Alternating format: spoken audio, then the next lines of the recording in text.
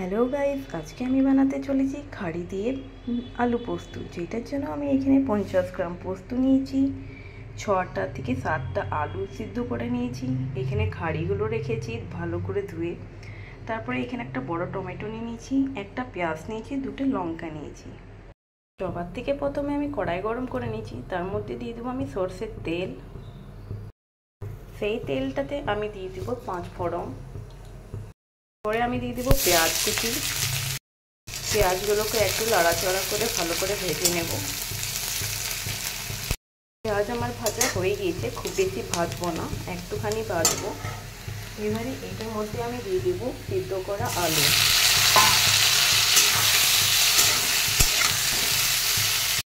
আলুগুলো খুব সুন্দর ভাজা হয়ে গিয়েছে। এবারে আমি এটার মধ্যে দিয়ে দেবো এই দুবার রাখানো খাড়ি।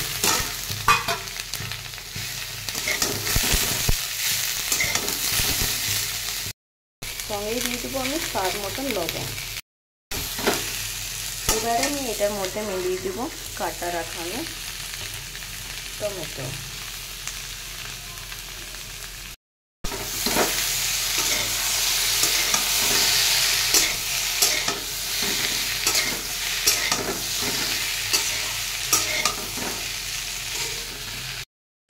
তরকারিগুলো খুব সুন্দর ভাজানো হয়ে গিয়েছে। এবার এটার মধ্যে আমি দিয়ে দেবো একটুখানি জল।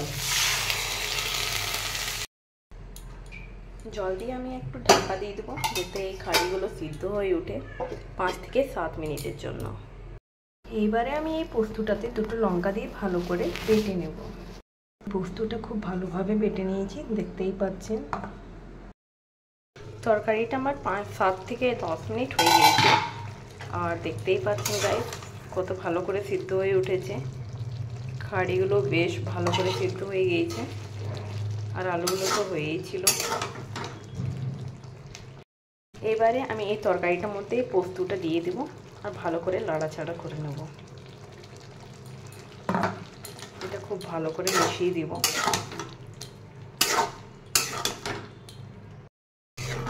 আর ফাইনালি গাইস এই আমাদের খাড়ি দিয়ে লাউ আলু পোস্ত তরকারিটা তৈরি হয়ে গিয়েছে।